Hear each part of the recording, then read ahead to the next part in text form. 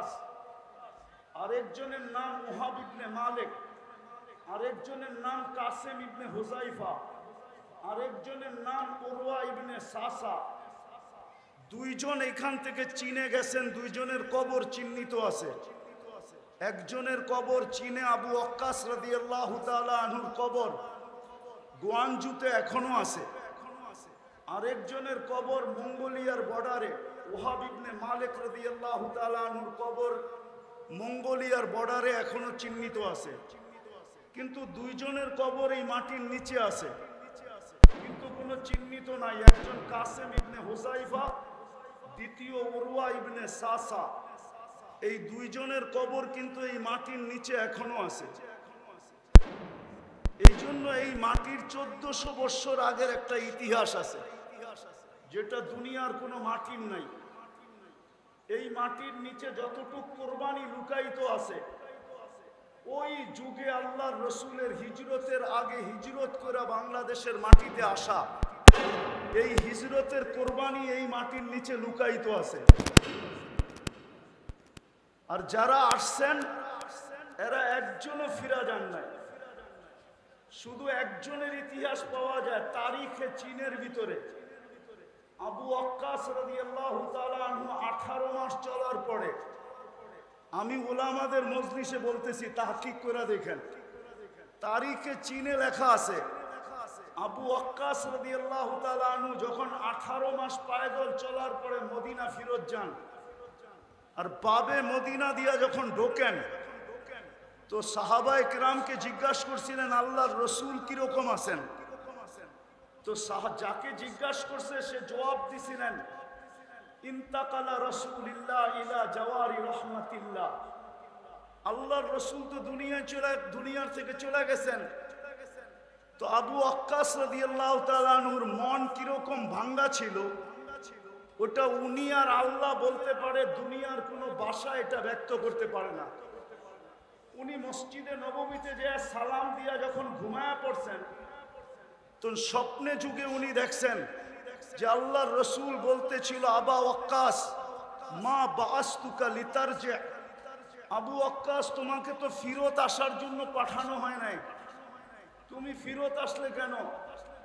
তো উনি ঘুমের থেকে উঠছেন, আবার উনি চীনের দিকে রওনা করছেন, যেইখানে আজকে ওনার কবর, যেইখানে ওনার আজকে কবর।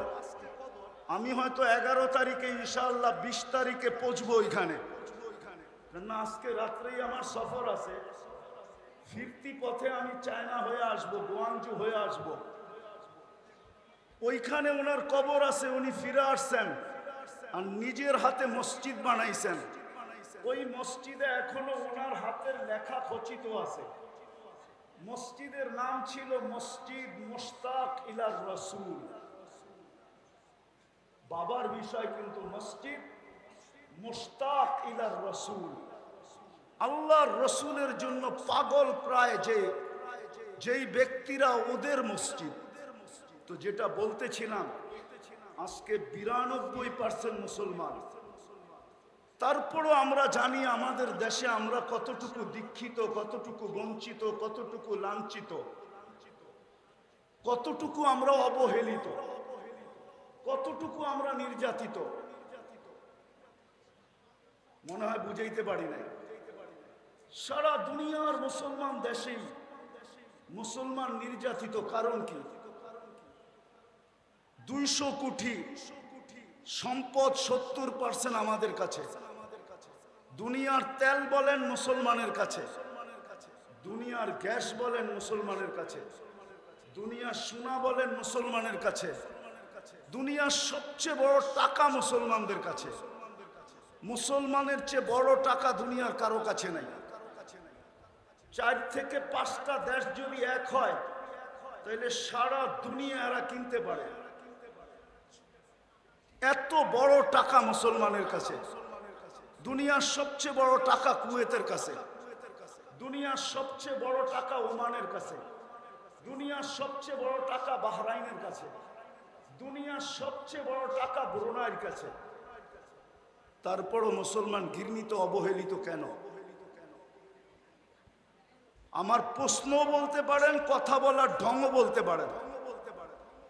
আমার বিশ্বাস, এটা আমি মনের থেকে বিশ্বাস করি, আমার উপরে যে কেউ আঙ্গুল উঠাইতে পারেন তাতে কিছু আসে যায় না, বিরুদ্ধে লিখতে পারেন তাও কিছু আসে যায় না।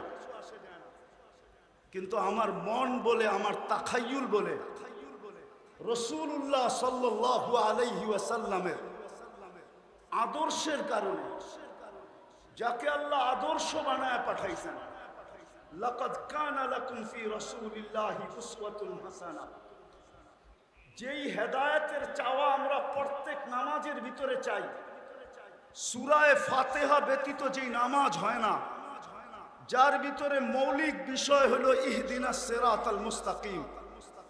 আমি মাদ্রাসার ছাত্রদেরকে বলতেছি, তোমরা একটু ভালোভাবে আমার কথাটা চিন্তা করো, ঠান্ডা মাথায় চিন্তা করো।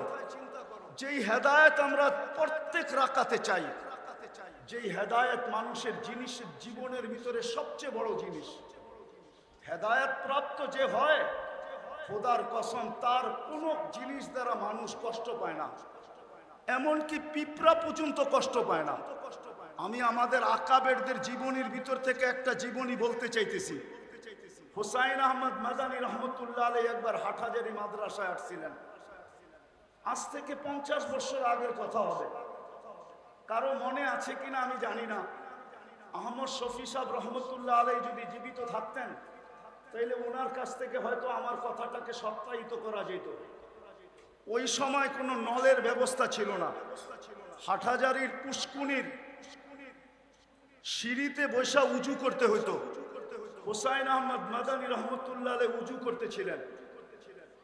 পুরান মসজিদের সামনে পুষ্কুনি ছিল, যারা দেখছে তারা দেখছে। ওইটার এক পাড়ের দিকে, দক্ষিণ পাড়ের দিকে একটা পিপিলিকা পানিতে হাবুডুবু খাইতেছিল, কারো চোখে পড়ে নাই। হুসাইন আহমদ মাদানী রহমতুল্লাহ আলাইহি চোখে পড়ছে। উনি উজু ছাড়ছেন, ওই দিকে গেছেন, পানিতে নামতে নামতে হাঁটু পানিকে অতিক্রম করা রান পানি পর্যন্ত নামছেন, তারপরও পিপিলিকার নাগাল পাইতেছিলেন না। তো উনি মেসওয়াক বাহির করে আগে বাড়াইয়া দিছেন, পিপিলিকাকে উঠে উপরে ছেড়া দিছেন। সমস্ত ছাত্ররা ওনার ওই সময় উপস্থিত ছিল। হুসাইন আহমদ মাদানী রহমতুল্লাহ আলাইহি, আমরা আমাদের আকাবেরদেরকে চিনি না, আমাদের ইয়াং যুবকরা আজকে আকাবেরদেরকে চিনে না। না চিনার কারণেই আমরা আকাবেরদের না অনুসরণ করতে পারি না, আকাবেরদের ব্যাপারে সঠিক মনের থেকে মুখ দ্বারা ব্যক্ত করতে পারি। বরং দেখা যায় আমাদের সমাজে ইয়াং বেস আকাবেরদেরকে পর্যন্ত লাঞ্ছিত করতে দ্বিধা করে না, আকাবেরদেরকে পর্যন্ত আঙ্গুল উঠাইতে দ্বিধা করে না। রাগ হও না তোমরা আমার কথায়, মনে উঠলো এই জন্য বলতেছি। ইমাম তিরমিজি রহমতুল্লাহ আলাইহির জীবনী পড়া দেখো। ইমাম তিরমিজি রহমতুল্লাহ আলাইহি লেখছেন যে আমার থেকে বয়সে যে একদিন বড়, তার ভিতরে আমার থেকে 100 গুণ খায়ের বেশি। ওনাকে জিজ্ঞাসা করছে, আপনি এটা বলেন কি করে? বলছে, খায়রুল কুরুনি কারনি, আমাকে বলে আল্লাহর রসুলের জমানার যে যত কাছে হবে তার কাছে তত বেশি খায়। আমাদের আকাবেররা আমাদের আল্লাহর রসুলের জমানার কাছে ছিল, আমি জমানার থেকে আজকে দূরে। আমার মুরব্বী যে বসা আছে, উনি আল্লাহর রসুলের জমানার কাছে আমার থেকে, যদিও আমার দাড়ি পাকা, ওনার দাড়ি পাকা, কিন্তু বয়সে উনি আমার চেয়ে বড়। বিদায় আমি মনের থেকে বিশ্বাস করি ওনার ভিতরে আমার চেয়ে কোটি গুণ বেশি খায়ের রাখা আছে। তো যেটা বলতেছিলাম, হুসাইন আহমদ মাদানীকে জিজ্ঞাসা করছে, হযরত আমাদেরকে বললেই তো পারতেন। তো উনি জবাব দিছিলেন, হাকাদা উমিরনা, আল্লাহর আমর আমার দিকে ছিল, বিদায় পিপিলিকাকে বাঁচানো আমার দায়িত্ব ছিল, তোমাদের দায়িত্ব ছিল না। রসুলের আদর্শ তো আমাদেরকে এটাই শিখাইতেন। আজকে সারা দুনিয়ার মুসলমান 200 কোটি হওয়া সত্ত্বেও দুনিয়ায় বর্তমানে যত আলেম ওলামা আছে, 50 বছর পিছিয়ে গেলে এত আলেম ওলামা ছিল না। আজকে যত মাদারেস আছে এত মাদারেস ছিল না, আজকে যত হেফজোখানা আছে এত হেফজোখানা ছিল না, আজকে যত খোতাবা আছে অতীতে এত খোতাবা ছিল না। কিন্তু আজকে যতটুকু দুর্দশা 50 বছর আগে আমাদের এরকম দুর্দশা ছিল না। কসম খোদার, আমার মুরব্বীরা আছে কিনা জানি না, কারণ বাজারে সভা ছিল, হযরত মাওলানা আব্দুল গফফার সাহেব রহমতুল্লাহ আলাই উনি কারণ বাজারের সভায় বয়ান করতেছিলেন। আমাদের রাষ্ট্রপতি এরশাদ সাহেব পাশে বসা ছিল, উনি তখন রাষ্ট্রপ্রধান। আব্দুল গফফার সাহেব হাসতে হাসতে বলতেছিল এরশাদ সাহেবকে লক্ষ্য করা যে আপনি আমাদের রাষ্ট্রপ্রধান, আমাদের একটা নীতি আছে, রীতি আছে, প্রথম দিন বাসর ঘরে যদি বউকে দেখতে হয় তাইলে আমাদের দেশে টাকা দিয়ে দেখতে হয়, মধ্যখানে শালা শালিরা পর্দা ধরে, জামাই যতক্ষণ পর্যন্ত টাকা না দেয় তো পর্দা উঠায় না, নিজের বউয়ের চেহারা দেখতে দেয় না। আপনি আমাদের রাষ্ট্রপ্রধান হওয়া সত্ত্বেও আপনি আপনার বউকে এরকম খোলা ছেড়া দিলেন কি করে যে এখন একজন রিকশাওয়ালাও পয়সা ছাড়া আপনার ওয়াইফকে দেখে? ওইটা একটা সময় ছিল, একটা সময় ছিল, খায়রের সময় ছিল। ওনারা আল্লাহর রসুলের জমানার কাছে ছিলেন, আদর্শের উপরে প্রতিষ্ঠিত ছিল। এরশাদ সাহেব শুধু হাসছেন, কোনো প্রতিবাদ করেন নাই, কোনো জিদ বা হিংসা বিদ্বেষ ভিতরে নেন নাই যে আমি স্টেজ থেকে যায়া গফফার সাহেব তোমাকে দেখাবো তুমি কত বড় আব্দুল গফফার। কোনো প্রতিশোধ নেন নাই। কিন্তু আজকে কথা বলে স্টেজ থেকে নামা যায় না, কথা বইলা স্টেজে বসেও থাকা যায় না। কেন এই দুরবস্থা? আমার প্রশ্নের জবাব দেন আপনারা, কেন এত দুরবস্থা? টুপিওয়ালা তো আগের চেয়ে বেশি, দাড়িওয়ালা তো আগের চেয়ে বেশি, নামাজি তো আগের চেয়ে বেশি, তাবলিগওয়ালা তো আগের চেয়ে বেশি, ওয়াজ নসিহত তো আগের চেয়ে বেশি। আমি কথা শেষ জায়গায় চলে আসছি। আজকে আমরা আল্লাহর রসুলের আদর্শকে শুধু একটা ব্যানারে আবদ্ধ করছি। সিরাত শুধু ব্যানারে আবদ্ধ আমাদের জীবনে না। আমরা সিরাতকে মানুষের সামনে তুলে ধরতে পারি নাই। রাগ হয়েন না, পায়ে হাত রাখি।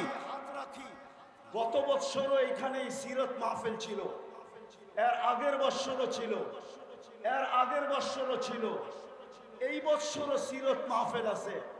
কিন্তু আমি ওলামা তোলাবাদের পায়ে হাত রেখা বলবো, শুধু বৎসরে একটা সিরাত মাহফিল করার দ্বারা জাতির ভিতরে সিরতের আকর্ষণ আসবে না, বরং আমাদেরকে রবিউল আউয়াল মাস পুরাটা প্রত্যেক মহল্লায়, প্রত্যেক মসজিদে, প্রত্যেক গলিতে, প্রত্যেক এলাকায় সিরতের প্রয়োজনীয়তা যদি মানুষের সামনে তুলে ধরতে পারি, সিরতের উপকারিতা যদি মানুষের সামনে তুলে ধরতে পারি, যে সিরতের দ্বারা আল্লাহর রসুলের আদর্শ দ্বারা যদি আদর্শবান হই তাইলে আমাদের সমাজটা কিরকম হবে, এই চিত্রটা যদি আমরা তুলে ধরতে পারি তাইলে খোদার কসম হইতে পারে আমাদের সমাজ এরকম হবে যে এই সমাজটা সারা দুনিয়ার ভিতরে মডেল হিসাবে রূপান্তরিত হবে।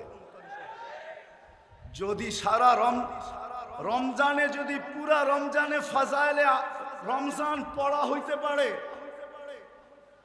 হজের মাসে যদি পুরা মাস ফাজাইলে হজ পড়া হতে পারে, তাইলে রবিউল আউয়াল মাসে প্রত্যেক মসজিদে কেন সিরাতের কিতাব পড়া হয় না? আমরা সবাইকে সিরাতের কিতাব পড়তে বলি না কেন? সবচেয়ে ছোট একটা সিরাতের কিতাবও তো পড়তে বলতে পারি। সিরাতে খাতেমুল আম্বিয়া সবচেয়ে ছোট সিরাত, আমরা কেন আমাদের যুবকদেরকে উজ্জীবিত করতে পারি না? আমাদের যুবকরা সারা রাত্র নেটের ভিতরে থাকে, আনলিমিটেড সারা রাত্র ব্যয় করতে থাকে, অথচ অল্প একটু নেট খরচ হবে সিরাতে খাতেমুল আম্বিয়া পড়তে। আমরা কলেজের ছেলেদেরকে কেন হাতে পায়ে ধরে উদ্বুদ্ধ করতে পারি না? কেন স্কুলের ছেলেদেরকে পারি না? কেন ইউনিভার্সিটির ছেলে মেয়েদেরকে পারি না?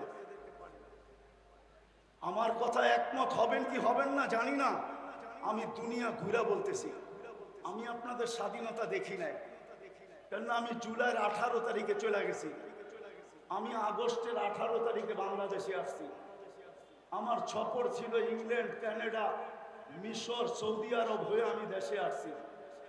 আমাদের এখন সময় আসছে, আমাদের উচিত স্কুল কলেজ সর্বত্র আমাদের উচিত, বিশেষ করে ওলামা তোলাবাদের উচিত এই রবিউল আউয়াল মাসটাকে কেন্দ্র করে প্রত্যেক গলি গলি সিরতের প্রয়োজনীয়তা বয়ান করা, প্রত্যেক মসজিদে সিরতের তালিম করা, আল্লাহর রসুলের আদর্শ সর্বক্ষেত্রে ছাড়ার কারণে আজকে আমরা নিজের দেশেও লাঞ্ছিত, বিদেশে তো লাঞ্ছিত, অন্যের হাতে তো লাঞ্ছিত, আমরা নিজেদের হাতেও লাঞ্ছিত।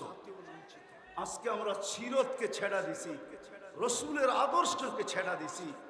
এর জায়গার ভিতরে আমরা আবেগকে নিয়ে আসছি, অন্য কিছুকে নিয়ে আসছি, রসুলের আদর্শকে নিয়ে আসি নাই।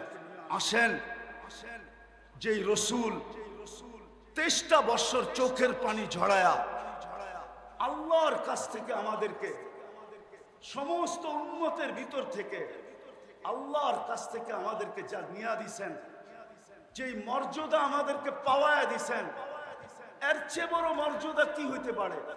যে রসুল আমাদেরকে পাওয়ায়া দিছেন। সুহাদা আলান নাস, এতটুক শব্দের ভিতরে যদি ডুব দেই তাহলে দেখা যাবে আল্লামা জালালউদ্দিন সুয়ুতি রহমতুল্লাহ আলাইহি লেখছেন, এই উম্মত কিয়ামতের দিন আল্লাহর পক্ষে সাক্ষী হিসাবে আল্লাহর পাশে দাঁড়াবে। সমস্ত উম্মতের উপরে আল্লাহ আমাদেরকে সাক্ষী হিসাবে গ্রহণ করছেন, নিজের পক্ষে নির্বাচিত করছেন। এর চেয়ে বড় সৌভাগ্য কি চান? কিন্তু প্রশ্ন যদি উঠে আমাদের পক্ষে কে, তো আল্লাহ তো এটাও বলে দিছেন, ওর রসুল শাহিদান আলাইকুম, আমি বন্ধুকে তোমাদের পক্ষে দিয়ে দিছি আর তোমাদেরকে আমার পক্ষে নিয়ে আনছি। বিদায় আসেন আমরা আজকের এই মাহফিল থেকে অঙ্গীকার করি। আর এটা না হওয়ার কারণে রবিউল আউয়াল মাস ব্যাপী প্রত্যেক মসজিদে, প্রত্যেক গলিতে, প্রত্যেক মহল্লায়, প্রত্যেক গ্রামে, প্রত্যেক ইউনিয়ন, থানা, জেলায় সিরাতের চর্চা না হওয়ার কারণে রবিউল আউয়ালের নামে হাজারো আগাছা সমাজে ছড়ায় গেছে। যতই চিৎকার দেন, এই চিৎকারে দিলের মহব্বত বাহির করা যাবে না। যদি মহব্বত বাহির করতে হয় তাইলে ওইটাকে আগে ডিলেট করতে হবে, আর নবীওয়ালা মহব্বত দিয়া ওইটাকে ধুইতে হবে, নাইলে এই আগাছা দূর করা যাবে না। যে আগাছা রবিউল আউয়ালের নামে বাংলাদেশে ছড়ায় গেছে। আপনি বলবেন, আপনি যে প্রবচন দিলেন যে সারা মাস প্রত্যেক মসজিদে সিরাতের তালিম, সিরাতের আলোচনা, গলিতে, মহল্লায়, হাটে, বাজারে, প্রত্যেক গ্রামে, এরকম কি দুনিয়ার কোনো দেশ আছে? আমার সাথে চলেন, আমি আপনাদেরকে দেখায় দিব। আমি ওই দেশে গেছি, একবার যাই না, 6 বার গেছি। আর একবার আমি ওই মহফিলে নিজে গেছি। আমার যাওয়ার কথা ছিল 1 সপ্তাহ পরে।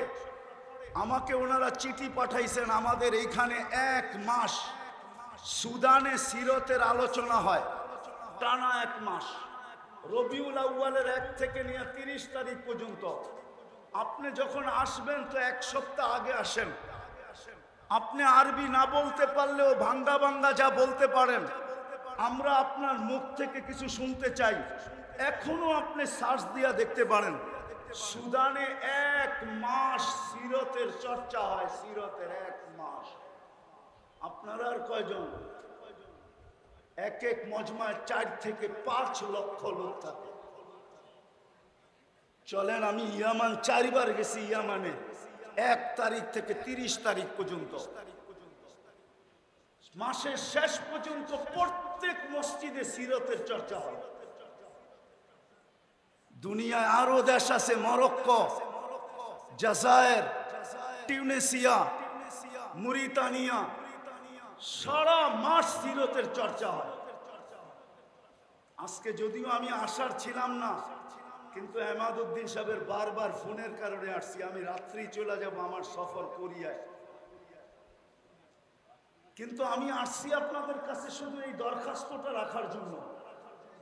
আজকের এই মজলিস থেকে আমরা ওলামা তোলাবা অঙ্গীকার করি যে বাকি পুরা মাসটা আমরা আমাদের মসজিদের ভিতরে সিরতের চর্চা করব, সিরতের আলোচনা হবে, সিরতের তালিম হবে, আমাদের ঘরের ভিতরে হবে, আমাদের মসজিদে হবে, মহল্লায় হবে। বুঝাইতে চেষ্টা করেন, একদিনে দূর হবে না, ইনশাআল্লাহ হইতে পারে অচিরেই দেখা যাবে যে বাংলাদেশে রবিউল আউয়ালের নামে যেই সমস্ত আগাছা ছড়াইছে, আমরা যখন শুরু করব প্রত্যেক গলি গলি, প্রত্যেক মসজিদ মসজিদ, তাইলে আর এটাকে দূর করার জন্য অন্য কোনো জিনিস লাগবে না। আমাদের এই চেষ্টার মাধ্যমে ইনশাআল্লাহ এগুলা বাংলার জমিন থেকে দূর হয়ে যাবে। আর না হলে যতই চিৎকার দেই, চিৎকার আজ থেকে চলতেছে না, আমাদের সেই ছোটবেলার থেকে দেখতেছি চিৎকার। কিন্তু বলেন, জশ্নে জুলুসের মিছিল কি ছোট হয় না বড় হইতেছে? বলেন বলেন আমাকে, বড় হইতেছে না ছোট হইতেছে? ডিম আগে 1000 টাকা বিক্রি হইতো, এখন 5 লাখ টাকা বিক্রি হয়। ডিমের দাম বাড়ছে না কমছে? ডিমের দাম বোঝেন? মনে হয় ডিমের দাম আপনারা বোঝেন নাই। আপেলের দাম 1000 টাকা ছিল, এখন 1 লাখ টাকা হয়েছে। চিনেন আপেলের দাম? জানেন তো না আপেলের দাম? কিন্তু আমি তো ঠান্ডা মানুষ, এই জন্য আপনাদের চিৎকার ওঠে নাই। হ্যাঁ, নাইলে বাংলাদেশ ছাড়া ইম্পোর্টেড আইটেম আইনা, যার দেশের ভিতরে যার কোনো পরিচিতি নাই, যাকে মহল্লায় পর্যন্ত কাউকে চিনে না, তার এলাকায় কিন্তু পর্যন্ত চিনে না, তার হাতের ছোঁয়ার ডিম বিক্রি হয় চিটাগাঙ্গে 5 লাখ টাকা। 5 লাখ টাকা।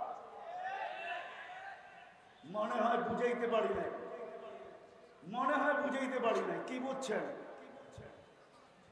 তৈয়ব শাহর হাতের ডিম, উনি তো নাই, ওনার ছেলের হাতের ছোঁয়া ডিম বিক্রি হয় লাখ লাখ টাকা। উনি পাকিস্তান থেকে ইম্পোর্টেড মাল। একটা আপেল বিক্রি হয় লাখ টাকা। বিশ্বাস হয় না? মনে হয় হয় না? না না, হয় না আপনাদের। আমার মতো গভীর জিনিস আপনারা জানেন না, শুধু উপরে উপরে জানেন। পানিতে ফু দিলে গ্লাস বোতল বিক্রি হয় লাখ টাকা, লাখ টাকা। অথচ যাকে নিজের মহল্লায় চিনে না, যার ছেলে সন্তানের জীবনে আল্লাহর রসুলের কোনো আদর্শ নেই, পারি নাই আমরা। আমরা শুধু চিৎকার দিতে পারছি, আমরা শুধু মাঠ গরম করতে পারছি। রসুলের আদর্শ আজকে বুলুণ্ঠিত। আমাদের জীবনে ঘৃণিত, দীক্ষিত, অবহেলিত, লাঞ্ছিত, বঞ্চিত। রসুলের আদর্শ প্রতিষ্ঠা করার জন্য, মানুষের জীবনে প্রতিফলিত করার জন্য আমরা, রাগ হয় না, আমি ইন্তেজামিয়ার বিরুদ্ধে বলতেছি না, আমরা বৎসরে একটা সিরাত মাহফিল করা মনে করতেছি আমরা রাসূলুল্লাহ সাল্লাল্লাহু আলাইহি ওয়াসাল্লামের হক আদায় করে দিছি। অথচ যে 24 ঘন্টায় 23 বছরের চোখের পানি কোনোদিন শুকায় নাই। কিতাব পড়া দেখেন। আগেও বলছি, এখনো বলি, শুধু নেট কাটলে হবে না, আর রাত্রে ফেসবুকে লিখলে হবে না। কিতাব পড়েন।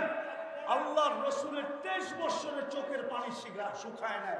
জিবরিল আর মিকাইল জিজ্ঞাসা করতে, মা জালা আরাকা তাবকি, আপনাকে যখনই দেখি কাঁদেন কেন? বলছে, উম্মতের জন্য চোখের পানি শুকায় না। ওলামাদের মজলিস হিসাবে বলতেছি, পড়েন আবুল সামরকান্দির কিতাব রহমতুল্লাহি আলাইহি। উনি লেখছেন, আমি লিখি নাই।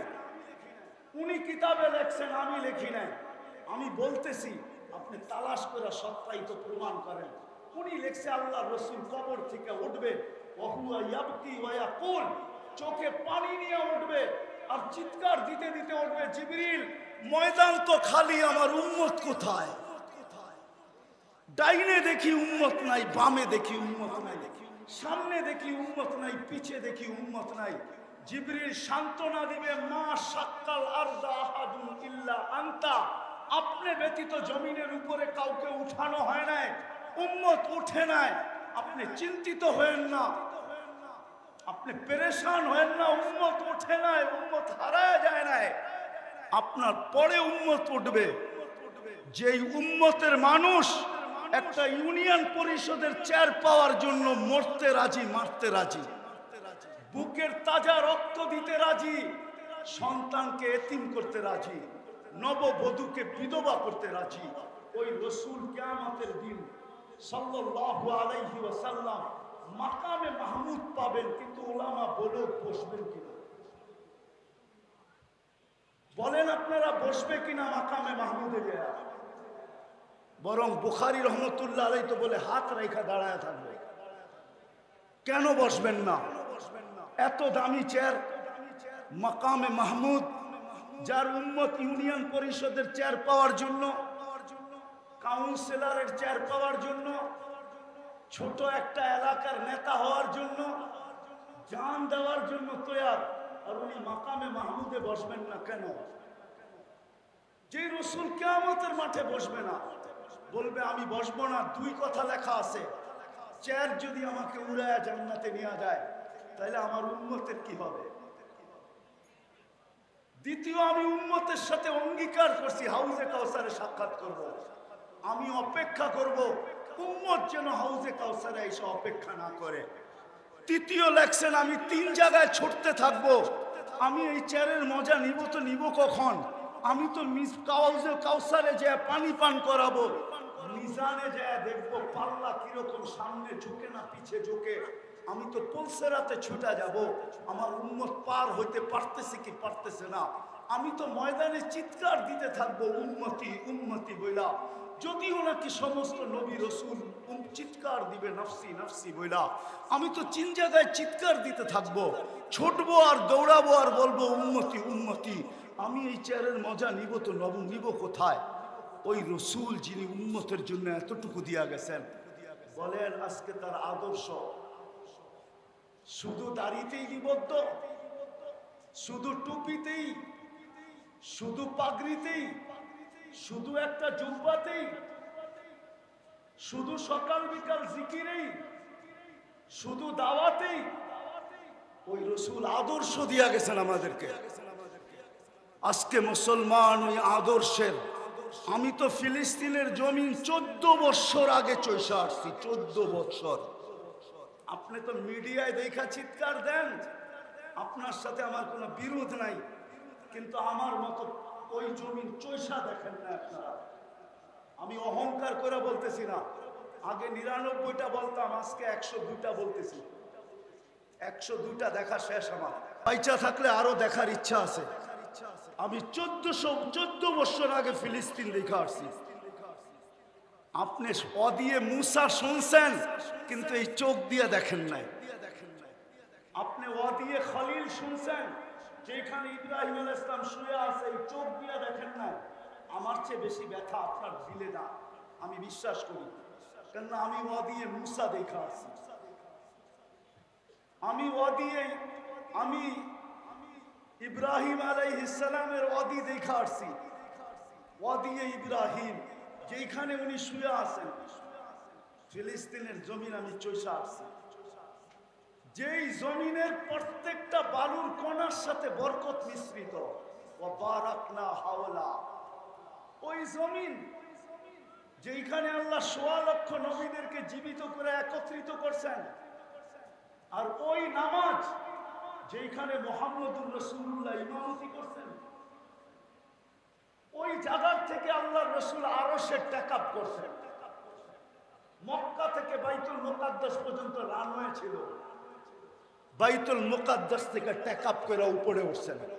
ওই জমিন যেখানে 70 জন জলিলুল কদর সাহাব নবীর কবর পড়া রাখা আছে, কোন কবি লিখছিলেন, এমন দেশটা কোথাও তুমি পাবে না কো খুঁজে, সকল দেশের সেরা সেজে নবীদের জন্মভূমি। ফিলিস্তিন নবীদের জন্মভূমি। আপনি তো মিডিয়ায় দেখা চোখের পানি ঝরান, আমার এখানে ব্যথায় পড়া। আজকে 200 দিনের উপরে হলো, 40,000-এর উপরে মানুষ মারা গেল।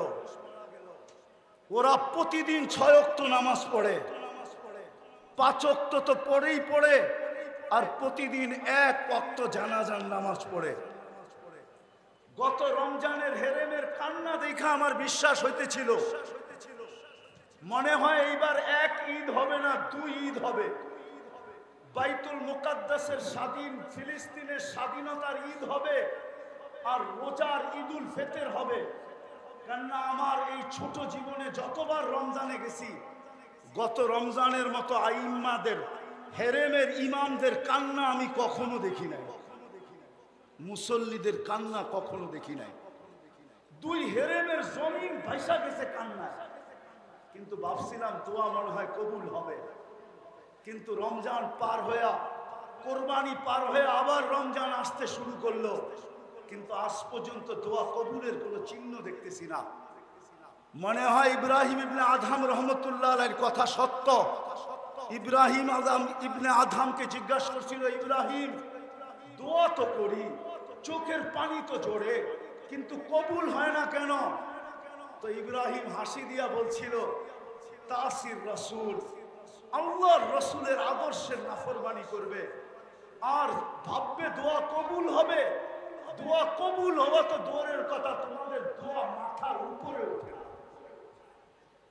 আমার কথা শেষ, পায়ে হাত দিয়া বলতেছি, আসেন আমরা এই রবিউল আউয়াল মাসটাকে কেন্দ্র কইরা প্রত্যেক মহল্লায় মহল্লায়, মসজিদে মসজিদে, গলিতে গলিতে, সর্ব জায়গায় ছড়ায়া যায় আমরা আল্লাহর রসুলের আদর্শকে বয়ান করি, আল্লাহর রসুলের সিরতের চর্চা এবং আলোচনা করি, মানুষকে উদ্বুদ্ধ করি যেন আল্লাহর রসুলের আদর্শের দিকে বাড়ে।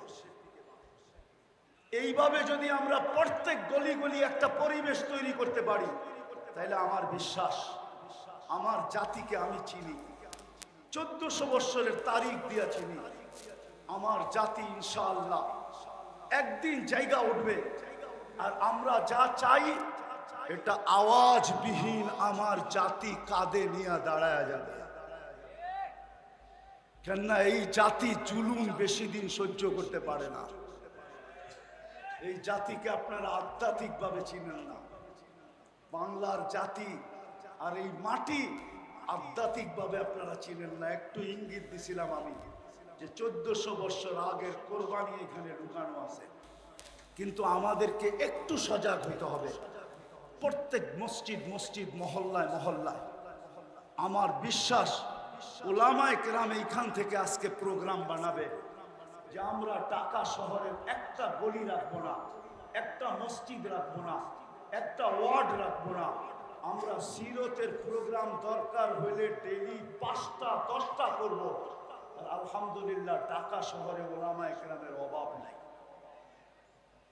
একদিনে 20টাও সামলাইতে পারবে, 50টাও সামলাইতে পারবে, 100টাও সামলাইতে পারবে। আমি আপনাদের কাছে হাত জোর করে বলতেছি, আসেন আমরা একটা বছর কইরা দেখি, তারপরে আমাদের এখানে পরিস্থিতি কি দাঁড়ায়। যদি কথা সত্য বলে থাকি তাহলে আল্লাহ যেন এটাকে কবুল করেন, আর যদি ভুল ত্রুটি হয়ে থাকে তাহলে আল্লাহর কাছে মাপ চাই, আল্লাহ যেন মাপ করেন।